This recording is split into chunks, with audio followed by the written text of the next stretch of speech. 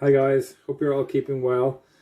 This is our second week of our nutrition course, and we're focusing on nutrition or immunity and your immune system. What is the immune system? How can we boost or increase our immunity towards bacteria and viruses, especially in the times that we find ourselves in? So I thought this topic as a whole would be a really good holistic approach to how do we make ourselves more immune. So during COVID and winter periods, our bodies are constantly under attack from flus and viruses and bacteria, as I said. And I thought this topic would be quite apt to hopefully take control of our actions and make us feel that we're doing our part to fight any diseases to the best of our ability. So let's talk really quickly about what our immune system is before we move on. Our immune system is your safeguard against diseases. It's a vast network of cells and tissues and organs that organize your body's defenses to any threats of your health. Without a strong immune system, bacteria, even a cut, viruses, bruises, they could be fatal. Okay, it's their method of healing. So our immune system relies on our white blood cells particularly, and they originate in our bone marrow. Okay, the white blood cells, they're called leukocytes, and these cells migrate into the bloodstream and the lymphatic system, a network of cells which spreads throughout the body and clear the body of any toxins or waste that there may be. So what might affect your immune system? Well, I know this is a nutrition topic, but when it comes to your immune system, I must include your daily habits. They too will directly affect your immune system. So quickly, I'll highlight my 3 most important habits that I'd like you to get right to having a strong immune system.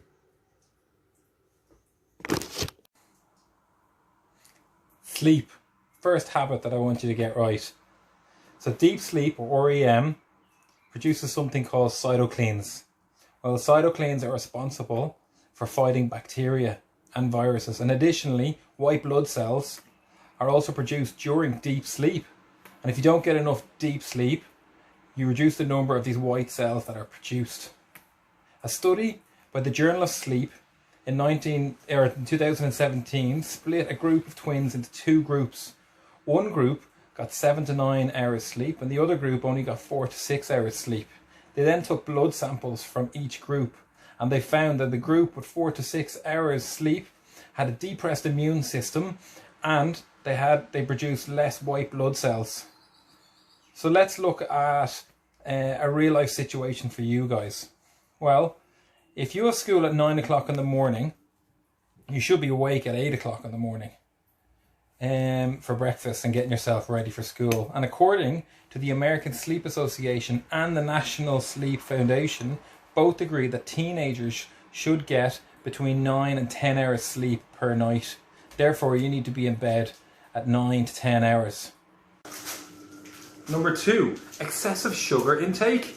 So refined sugar, like jellies or chocolates, can reduce the ability of white blood cells to kill germs.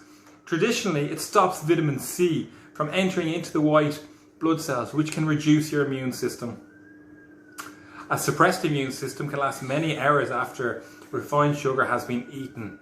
So, what's the solution? Well, you need to get into the habit of eating fruits, like a kiwi, or apples, or oranges. Alright? The solution of eating all these fruits, such as oranges and mangoes, the body now receives nutrient-dense food, as well as natural sugars from the fruit, but also vitamins and fibre elements in the fruit. Next one. Okay, number 3. Okay, caffeine. Caffeine is a drug. Excessive caffeine raises the levels released of a hormone called cortisol. And cortisol is also known to suppress your immune system. Caffeine does have some benefits, which should be limited to 1 or 2 portions per day. According to Dr. Matthew Walker, sleep expert, and author of Why We Sleep. 1 cup of coffee in the evenings can decrease sleep by about 20%. An amount that he suggests equivalent to aging by 10 to 15 years. Caffeine remains in your system roughly, 12 hours.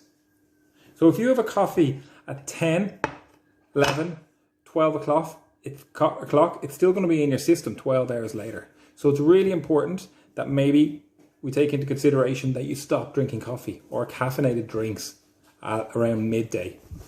A rising issue with caffeine, A rising issue with caffeine is the accessibility to caffeinated sugar drinks like Red Bull and Monsters. The massive issue with these is that they are drunk by teenagers without the realization of the issues that they're having on their body. Increased sugar puts them at risk of becoming diabetic.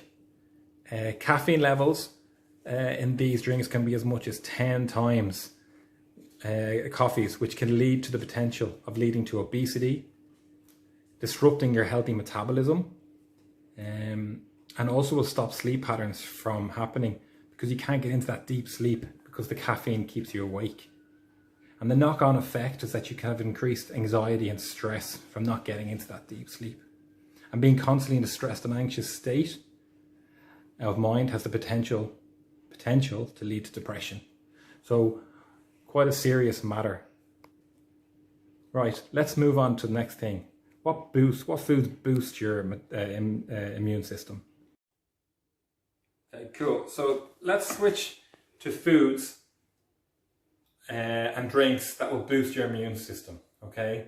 So this is what we're going to talk about today, probably what you thought we were going to talk about at the beginning, and we'll focus on it now. So your foods, what foods boost your immune system? Well, according to Patrick Holford in the book, The Optimal Nutritional Cookbook, some of the foods that will boost the immune system, first one is garlic, okay? So we're looking at getting 1 to 2 cloves of garlic, which you're cooking every day, okay? And why? Well, garlic is an antioxidant, and it contains a compound called allicin, which is known as an antiviral, antifungal, and antibacterial properties.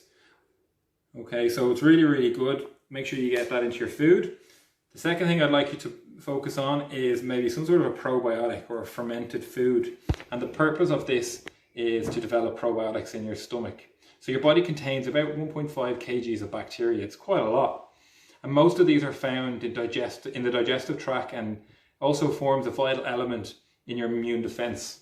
It is increasingly becoming known that your gut health directly relates to your being healthy overall. And in order for your gut health to be healthy, it must contain a wide variety of live bacteria, okay? And I strongly recommend that you make your own kefir.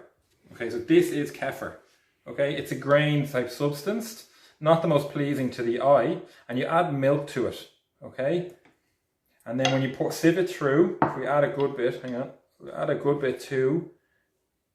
You'd strain this every morning, and then you'd rub this through, and then what you're left with is that yogurt-like substance, and you would drink that. Okay, it's really, really good. Hundreds of live bacteria in there. So it's a fermented drink. It has a tart, sour taste and a slight fizz due to the carbon dioxide in it. And the end product of the fermentation process is that it has an added benefit of being a probiotic. So what is a probiotic? Well, it's known as a friendly bacteria, and it may ease irritable bowel syndrome, which is IBS, any bloating that you may have, and it also eases the digestive tract, the process of digestion. And then here, second one I'd like to show you is a miso paste, also a fermented food. Or if you have a cabbage, you can also, there's processes, which I might do a video of how to ferment cabbage, any cabbages really, into a glass jar. And that's your cabbage, okay? Really, really good vegetable. So next thing I'd like to focus on is your vitamins. So traditionally we know vitamin C, okay, and traditionally it comes from oranges, as I think we know. It boosts the production of those white blood cells that are also important in fighting infections and bacteria. But we're looking at citric fruits that it contains, berries, broccoli, Brussels sprouts, and potatoes, interestingly enough. So I have my limes, my oranges, my broccoli there, and my potatoes, just to give you an idea. Okay. So the next one that we're going to look at is vitamin D. Okay, and vitamin D on the other hand, vitamin D on the other hand, is you can get it in a supplementation form. Okay, you can take your supplement, but I personally would rather you get it yourself. It's found in eggs. Okay, it's also found in oily fish such as salmon and sardines. Okay, so and we also know that vitamin D is produced by the sun. Okay, although the weather's not great at the moment, it's really important that we do get out.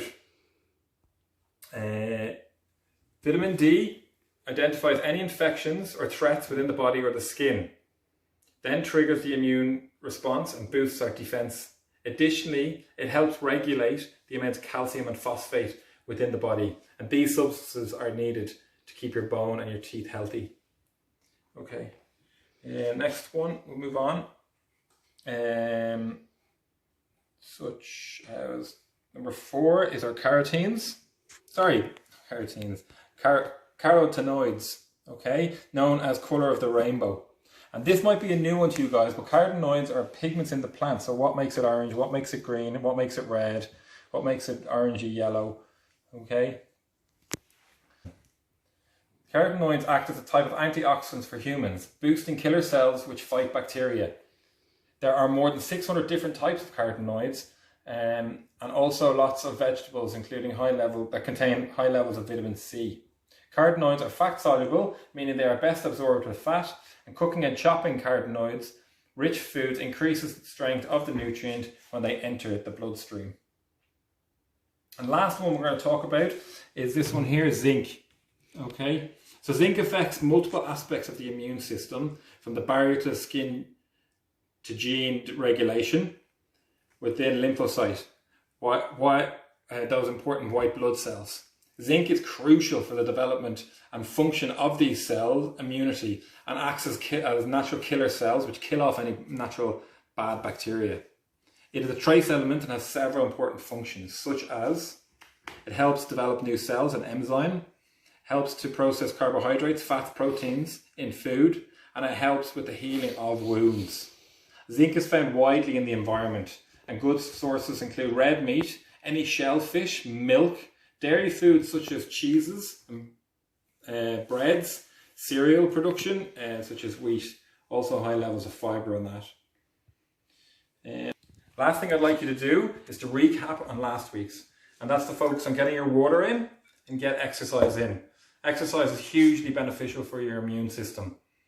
Being out and active, whether it's a walk or a run, or doing your weight-based exercises, will hugely increase your immune response and make you more proactive in fighting off bacteria or viruses. Enjoy your sessions, stay active, eat really healthy, and there will be videos for food coming to you soon. Thanks, guys.